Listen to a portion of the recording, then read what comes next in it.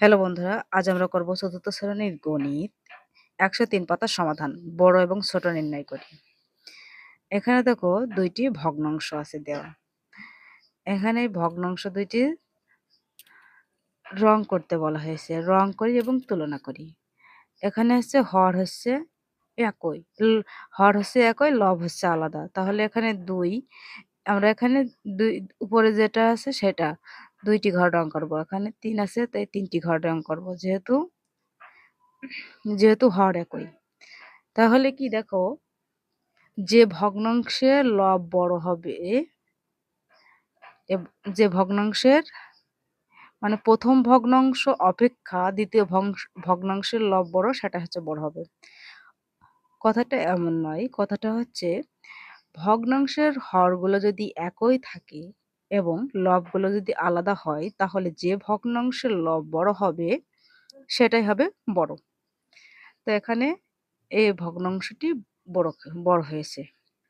এখানে দেখো ৮ এর ৩ আর এখানে ৮ এর ৫। যেহেতু হর একই, তাহলে লব যেটা বড় সেটাই বড় হবে।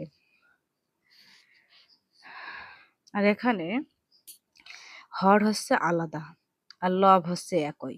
তাহলে হর যেটা ছোট হবে সেটাই হবে বড়। আমরা এইভাবেও হিসাব করতে পারি। দেখো ১ এর সাথে ৩ কে গুণ করলে ৩ ১ কে ৩। আবার ১ এর সাথে ২ কে গুণ করলে হয় ২ ১ কে ২। তাহলে এই যে ১ এর সাথে ৩ গুণ করে হচ্ছে ৩ ১ কে ৩। তাহলে এটির হর হচ্ছে কত? ২। তারপরেও কিন্তু এটা বড় হচ্ছে। তাই যে ভগ্নাংশের হর ছোট হবে সেটাই হচ্ছে বড়। আবার এখানে দেখো, এখানে হচ্ছে হর হচ্ছে ৫ আর ১০ আর লব হচ্ছে এই পাশে একই। তাহলে আমরা যদি কোনাকুনি গুণ করি ৩ ১০ ৩০, ৩ ৫ ১৫। তাহলে এটা হচ্ছে বড়।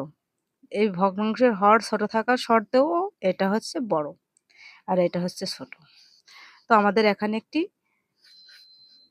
একটি বক্স দেওয়া আছে। এটি খুবই গুরুত্বপূর্ণ। যদি ভগ্নাংশের হরগুলো একই থাকে, তবে যে ভগ্নাংশের লব বড় সেই ভগ্নাংশটির মানও বড় হবে। যদি ভগ্নাংশের লবগুলো একই থাকে, তবে যে ভগ্নাংশের হর ছোট সেই ভগ্নাংশটি বড় হবে। বড় অথবা ছোট প্রতীক বসাই। এখানে কি হর আছে একই, তাহলে লব যেটার বড় সেটা বড় হবে। আর এখানে একই হর আছে একই, তাহলে লব বড়, ২ বড়, তাই আমরা ২ এর দিকে দেব। আর এখানে আছে দেখো, লব হচ্ছে একই, হর হচ্ছে আলাদা। তাহলে আমরা আগে কি জেনে আসলাম, যেটার হর ছোট সেটাই হচ্ছে প্রকৃত বড়। আর এখানে দেখো, এখানে আমি এটাই বোঝাইছি, এখানে আছে কত? ৯ এর ৮। যেহেতু হর আছে ৯, তাই আমাদের এখানে উপরেও ৯ নিতে হবে, নিচেই ৯ নিতে হবে। যদি আমরা এখানে কাটাকাটি করি তাহলে কিন্তু ১ হয়। এখন আমরা যদি এখানে উপর নিচ গুণ করি তাহলে দেখো ৮ নং ৭২, ৯ নং ৮১। আর এই যে প্রকৃত ভগ্নাংশ, এটার একটি ভগ্নাংশ আর এটা হচ্ছে একটা পূর্ণ সংখ্যা। তো ভগ্নাংশ থেকে পূর্ণ সংখ্যা সবসময় বড় হবে।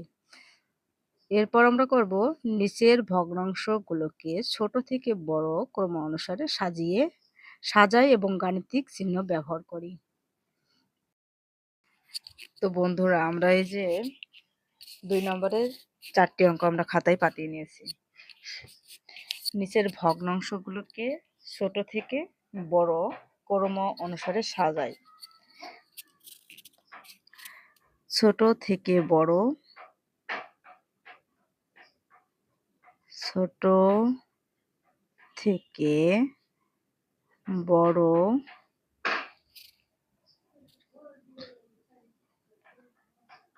ক্রমানুসারে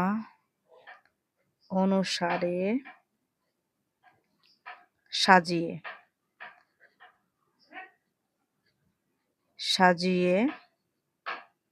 পাই। এটা তোমরা লিখে নেবে। তাহলে ছোট থেকে বড় ক্রমানুসারে সাজিয়ে পাই। এখানে দেখো, লব হচ্ছে একই। তাহলে যে ভগ্নাংশের হর হবে ছোট সেটি হবে বড়। তাহলে আমরা এখানে কি লিখব, ছোটটা আগে লিখতে বলেছে, তাহলে এই যে এটা হচ্ছে ছোট, এই যে এখানে আছে ছোট, তাহলে তারপরে আমরা এটা লিখব। তারপরে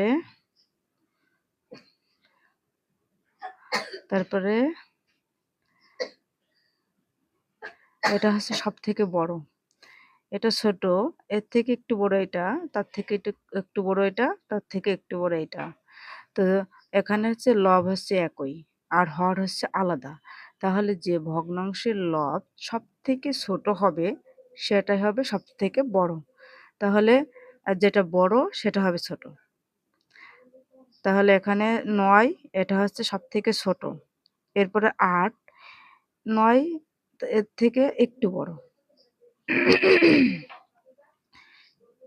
এবার আমরা ২ নম্বর অঙ্কের সমাধান করব। তো সব জায়গায় আমরা ছোট থেকে বড় ক্রম অনুসারে সাজিয়ে পাই, এটা কিন্তু লিখতে হবে। পরীক্ষায় কিন্তু যেকোনো একটা প্রশ্ন আসতে পারে বা টিকে আসতে পারে, সে তখন তোমরা বুঝে শুনে টিক দিয়ে দেবা, ঠিক আছে? আমি আর এটা লিখছি না, এখন আমি সোজা দেখিয়ে দিচ্ছি। তাহলে এখানে আমরা সব থেকে ছোট কোনটা নেব? সব থেকে ছোট হচ্ছে যেটার হর সব থেকে বড় সেটা হচ্ছে সব থেকে ছোট, তাহলে ১০-এর ৩ এটা হচ্ছে সব থেকে ছোট। তারপরে আছে কত? এইটা ৭-এর ৩, এরপর আছে ৫-এর ৩, এরপর সব থেকে বড় হচ্ছে ৩, ৩-এর ৩, মানে এখানে কাটলে কত হবে? ১ হবে। এটা হচ্ছে সব থেকে বড়। আবার এখানেও দেখো একই অবস্থা, লব সব জায়গায় একই কিন্তু হর হচ্ছে আলাদা। তো এখানে আমাদের খুঁজে বের করতে হবে কোন হরটা সব থেকে বড়, সেটা হচ্ছে সব থেকে ছোট। তাহলে আমরা এটা আগে লিখব। ১৫-র ৫ এটা হচ্ছে সব থেকে ছোট, এরপরে আছে ১০-এর ৫, তারপরে কোনটা লিখব? ৯-এর ৫, এরপর ৬-এর ৫, এটা হচ্ছে সব থেকে বড়। তাহলে আমরা সব জায়গায় কি লিখব? ছোট থেকে বড় ক্রম অনুসারে সাজিয়ে পাই। ৪ নম্বর অঙ্কটা একটু ভিন্ন। এই রে ৪ নম্বর অঙ্কটাই দেখো, হর হচ্ছে একই আর লব হচ্ছে আলাদা। তাহলে তাহলে হচ্ছে যেটা হচ্ছে লব হচ্ছে লব বড় হবে সেটাই বড়, আর যেটাই লব হচ্ছে ছোট সেটা হচ্ছে ছোট। তাহলে আমরা এখানে ৭-এর ২ এটা হচ্ছে সব থেকে কি ছোট, তারপরে আছে ৭-এর ৩, তারপরে আছে ৭-এর ৪, তারপরে আছে ৭-এর ৫, এটা হচ্ছে সব থেকে বড়। তো বন্ধুরা, এই ছিল আজকের ভিডিওটা ভালো লাগলে অবশ্যই লাইক কমেন্ট শেয়ার করো। ধন্যবাদ সবাইকে।